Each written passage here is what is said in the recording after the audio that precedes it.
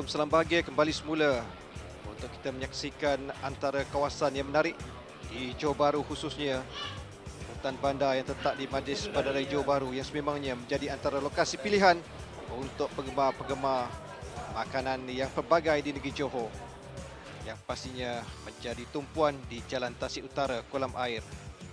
Dan pastinya hari yang ke-6 dalam saingan Hoki Piala Sultan Johor jemputan bawah 21 tahun terus menjadi tumpuan apabila memasuki fasa peringkat separuh akhir. Begitu juga dengan penentuan tempat ke-7 dan ke-8 selepas kedua-dua pasukan Afrika Selatan dan juga Malaysia tewas di klasifikasi 5 hingga 8. Dalam aksi yang sememangnya cukup menarik untuk kedua-dua pasukan, bagi Malaysia mengharapkan kemenangan yang pertama dalam tamasya ataupun kejohanan kali ini.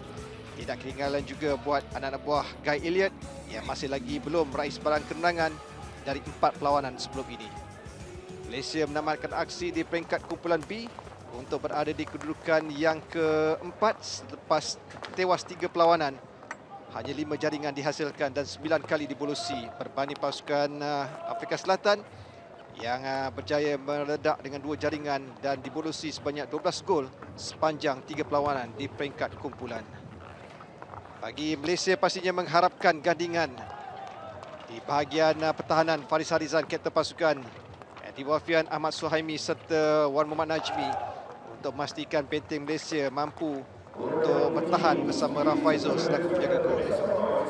Terdapat 3 pertukaran yang dilakukan oleh kamp Malaysia berbanding perlawanan sebelum ini, di mana Khairul Nurizam dan juga Danish Aiman tidak diletakkan dalam senarai permulaan. Namun begitu, Malaysia yang mengharapkan serangan awal, namun sebaliknya terjadi apabila Afrika Selatan menerusi Forestier berjaya untuk melakukan umpanan. Namun begitu, Rafaizul berjaya menyelamatkan pintu gol Malaysia. Dan Rafaizul sekali lagi cemerlang pada minit ke-5 apabila beliau berjaya untuk menolak keluar hasil percubaan yang dia lakukan oleh pasukan Afrika Selatan. Dan pada minit ke-10 akhirnya kubu Malaysia berjaya dibolusi menerusi jaringan yang dilakukan oleh Winston Batch selepas beliau mengumpannya kepada Wiwi Mbata untuk menghasilkan gol ke-4 Afrika Selatan dalam kejohanan ini. Malaysia berjaya untuk menyamakan kedudukan pada minit ke-12. Hasil hantaran lintang dari Najmi yang dibias oleh Akilullah bagi membolehkan Malaysia mengikat kedudukan 1-1 sekaligus menewaskan Fawaz dan juga Nikek di pintu gol.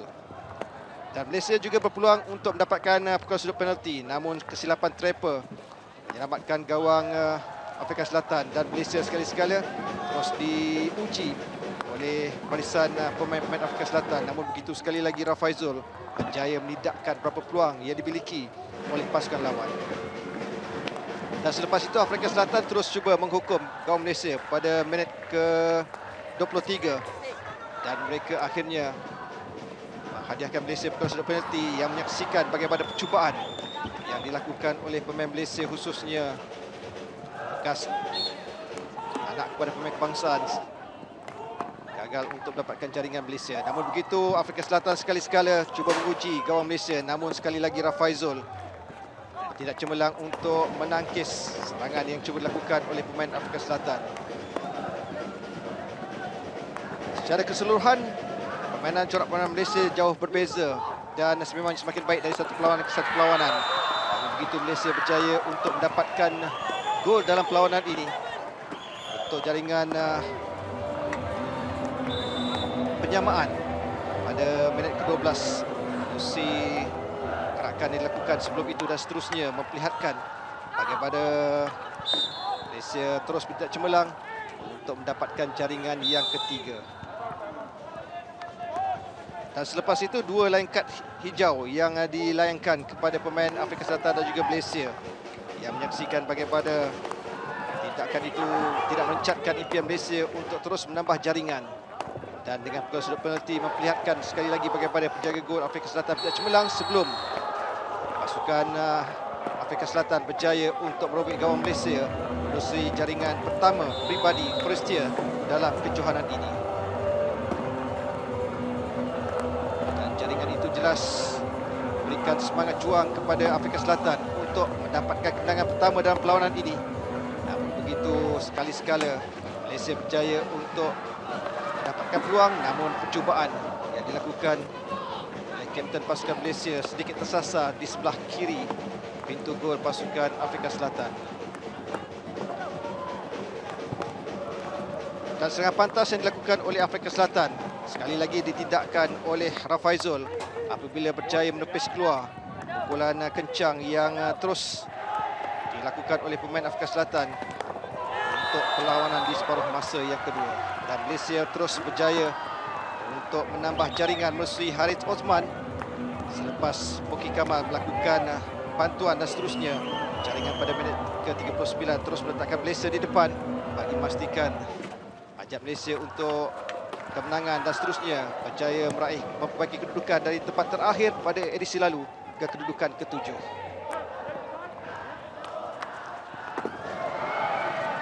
Selepas itu berapa peluang Malaysia untuk menggunakan hikmat Fazal Sudin, namun akhirnya Malaysia berjaya untuk mendapatkan kemenangan pada kejohanan kali ini. Dan lebih penting kita menyaksikan bagaimana Wan Muhammad Najmi dinobatkan sebagai pemain terbaik perlawanan.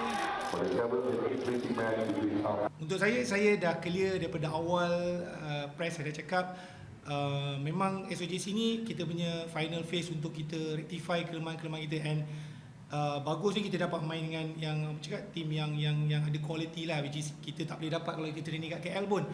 Only thing kita boleh dapat game yang quality dengan kalau kita main dengan pasukan senior. And I think secara keseluruhan antara ruang-ruang yang kita perlu perbetulkan adalah kita sendiri goal scoring, which is hari ni pun nampak bagus sebab kita nampak kita punya penyerang tu dah nampak orang cakap lapar untuk nak jaringkan gol. Everyone demand untuk nak score goal, which is good sign. And of course kita kena betulkan dari segi PC attack and PC defend, and kita kena lebih disiplin dari struktur bertahan. Sebab kalau kita tengok 5 game kita main, kita membenarkan pihak lawan dengan mudah masuk dalam kawasan D, and kita bagi penalty corner dengan mudah. So elemen-elemen ni, area ni kita kena orang cakap tampung, kita kena perbetulkan. Kita ada 2 minggu setengah lagi sebelum Junior World Cup, and kita kena betul-betul ready untuk kita punya pesaing dekat Junior World Cup nanti lah. Jadi dengan keputusan 3-2, Malaysia berjaya untuk menduduki tangga yang ke-7.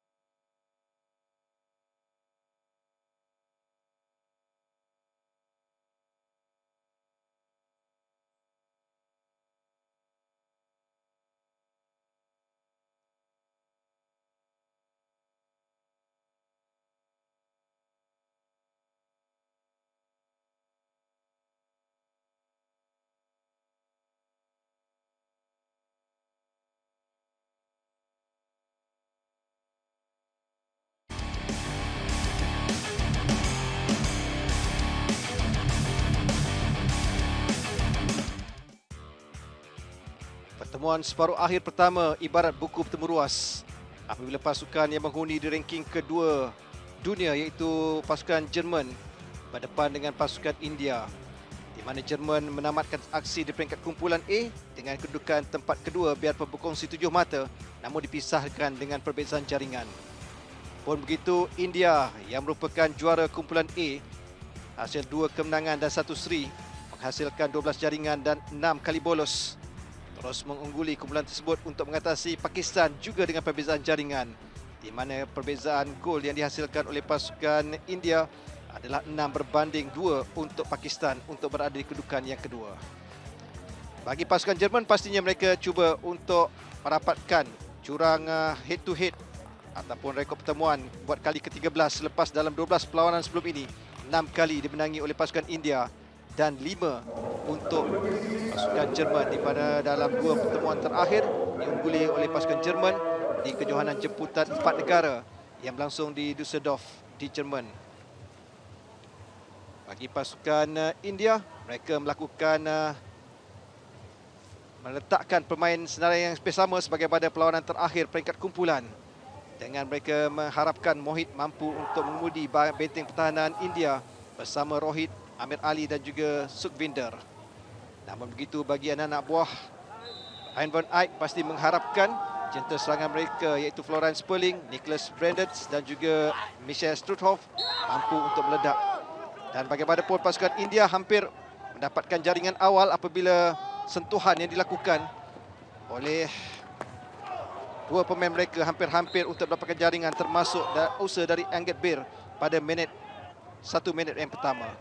Namun selepas itu pasukan Jerman berjaya untuk mulakan gerakan apabila serangan balas dari Ben Hashbash berjaya dihalang oleh Mohit dan sekaligus menyelamatkan gawang pasukan India dari devolusi di awal permainan ini. Dan selepas itu Jerman terus menggandakan asakan dan kali ini menyaksikan bagaimana sentuhan yang dilakukan oleh pemain-pemain Jerman dalam kawasan D gagal untuk menewaskan Mohit dalam 5 minit yang pertama. Antara percubaan berbisa untuk pasukan Jerman pastinya menerusi Poliarik.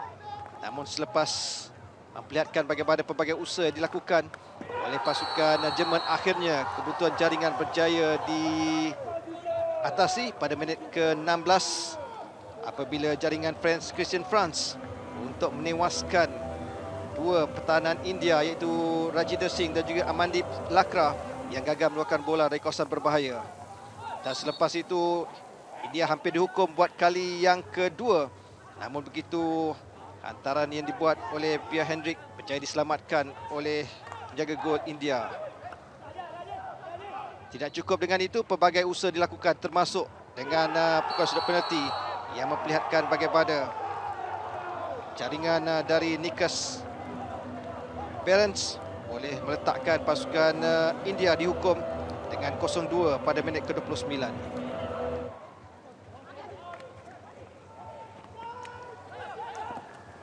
Jadi aksi di separuh masa yang pertama menyaksikan bagaimana pasukan India ketinggalan dengan 0-2.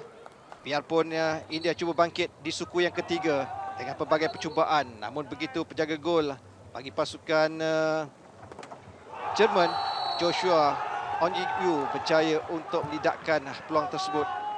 Bagaimanapun India berjaya untuk mendapatkan jaringan yang pertama menerusi Amandip Lakra, menerusi pukulan sudut penalti pada minit ke-35.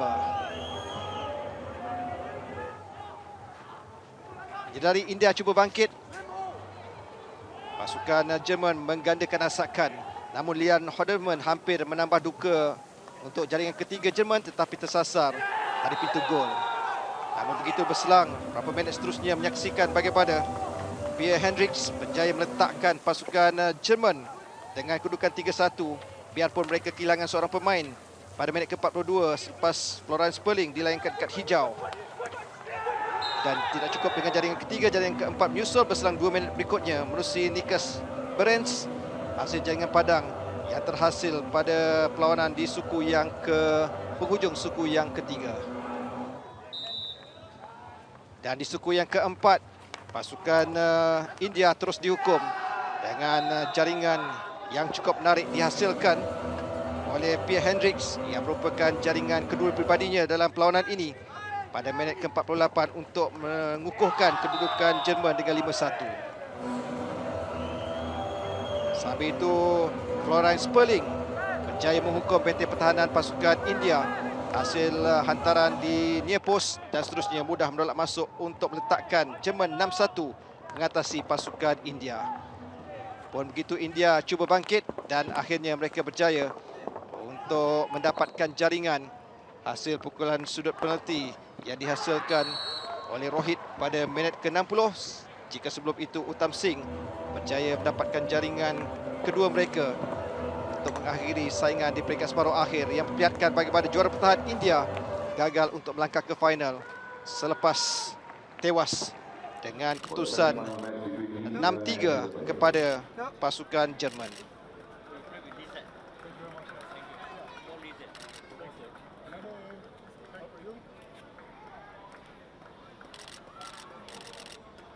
Yes, we are very happy with the win and especially with the progress we've shown.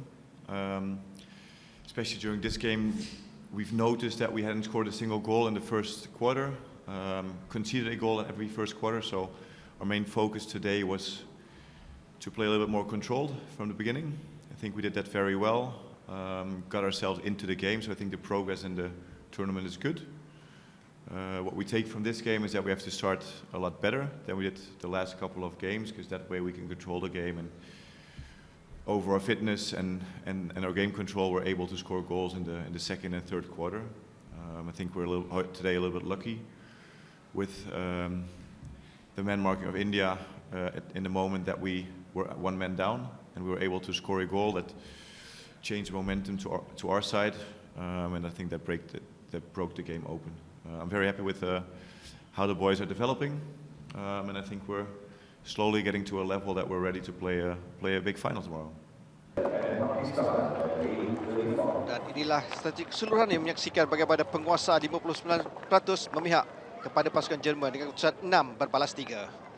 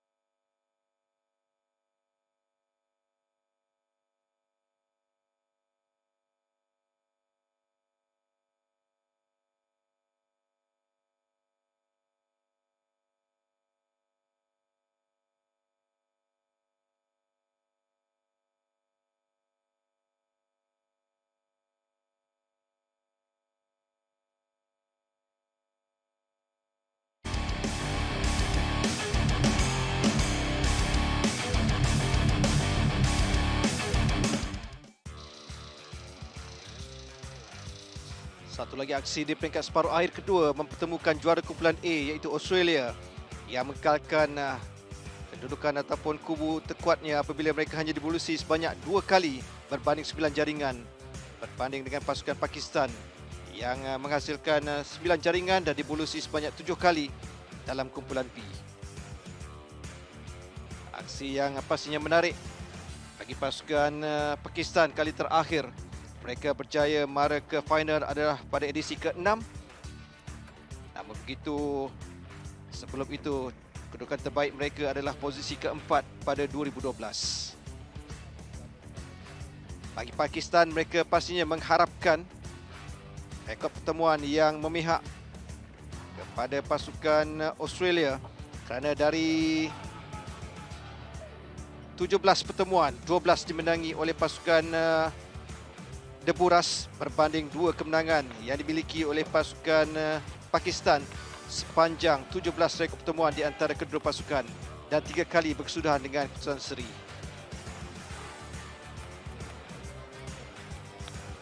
Dalam aksi ini pastinya Pakistan menjanjikan satu persaingan menarik selepas mereka diberikan peluang untuk beraksi kali pertama sebagai pasukan senior pada kejohanan Piala Sultan Azlan Shah pada tahun lalu. Dan bagi pasukan Pakistan, mereka mengharapkan gandingan di bahagian hadapan melalui Hanan Shahid, Abdul Rahman serta Abdul Qayyum mampu digalas untuk memastikan hasrat mereka bagi mengulangi kejayaan pada 2016 untuk mara ke final dapat dilaksanakan. Sambil itu bagi pasukan Australia pula, mereka muncul juara sebanyak 2 kali pada edisi ke-16 dan juga 2017 mengharapkan aksi final tahun lalu tewas kepada India akan terus memastikan mereka berada di pentas final. Bagi pasukan JSTC ini, mereka mengharapkan Brodie Foster, Cooper Burns dan juga Marais mampu untuk menggalas tugas bagi menghasilkan jaringan awal. Namun antara peluang terbaik dimiliki oleh pasukan Australia, namun digagalkan oleh penjaga gol Pakistan, Ali Raza yang beraksi cemerlang.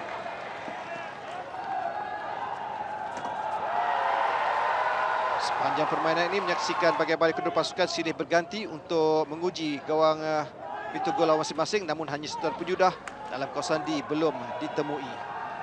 Bagi India, bagi pasukan Pakistan yang seri dengan pasukan India di peringkat kumpulan, mengharapkan mereka mampu untuk memenangi perlawanan ini dengan gerakan dari baseline, namun tidak ada sebarang rakan di depan pintu gol mampu untuk menyambut kemas.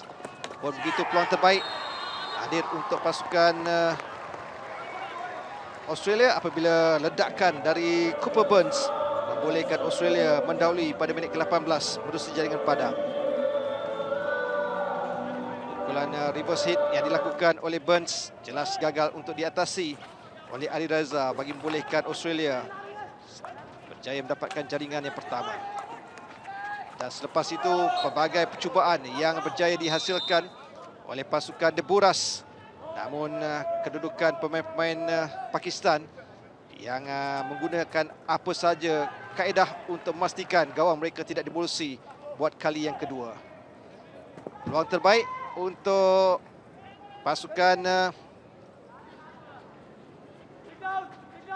Pakistan.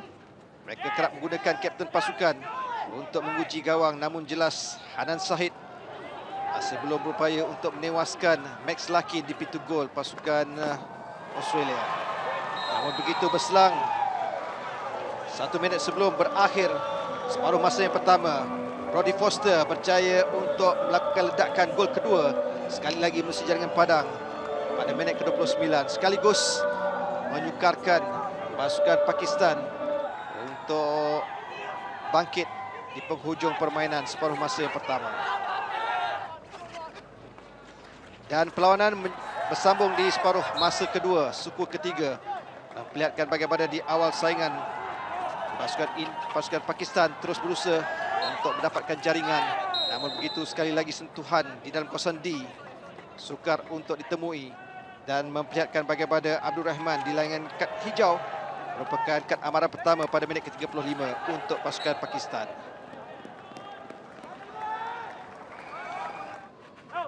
Aksi di suku yang kedua memperlihatkan bagaimana pasukan Pakistan yang pastinya cuba bangkit untuk mendapatkan jaringan pertama, tapi sekali-sekala serangan balas yang dibuat oleh anak-anak buah Jay Stacey hampir mampu untuk mendapatkan jaringan yang ketiga buat pasukan Australia. Australia juga berpeluang untuk menambah jaringan melalui perkara sudut penalti. Namun kesilapan Trapper dan juga Flicker sekaligus menyelamatkan pintu gol pasukan Pakistan dari revolusi buat kali yang ketiga. Bagi Pakistan, mereka menggunakan setiap ruang yang ada dan mengharapkan Abdul Rahman serta Hanan mampu untuk menambah jaringan. Namun begitu, Australia yang sekali-sekala berpeluang untuk menambah jaringan hampir berjaya menghukum pintu gol pasukan Pakistan. Namun penjaga gol mereka Ali Raza terus bertindak cemerlang untuk melidakkan jaringan tersebut. Bagi Pakistan, mereka sekali-sekala mendapatkan peluang dengan pemain berada di belakang tahanan lawan dan akhirnya jaringan pada minit ke-59 membolehkan Syahid Hanan merapatkan juran jaringan di penghujung suku yang ketiga ini. Dan selepas itu pasukan Pakistan terus menggandakan rasakan, namun mereka terpaksa berpuas hati apabila kecundang dengan 1-2 kepada pasukan Australia.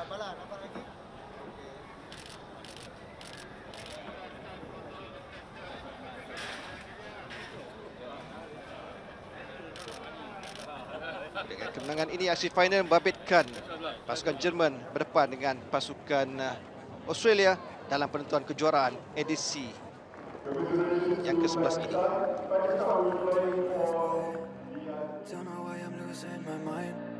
Dan inilah kesudahannya yang menyaksikan bagaimana Jerman berdepan dengan pasukan Australia dalam penentuan kejuaraan. Wish I could feel you again, but I know it's too late, and I know you're away. There's a chance to apologize, nah, nah, nah. It's a goodbye, just a goodbye. Forever and ever, you'll never come back. Just a goodbye, forever goodbye. I sit in my ride, thinking about you.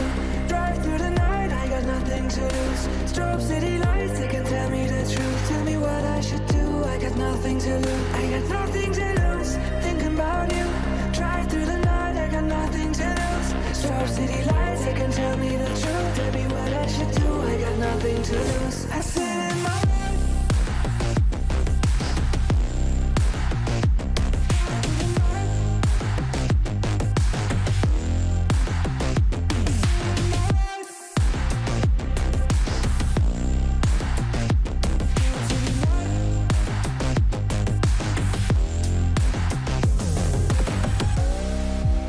so many time passed by.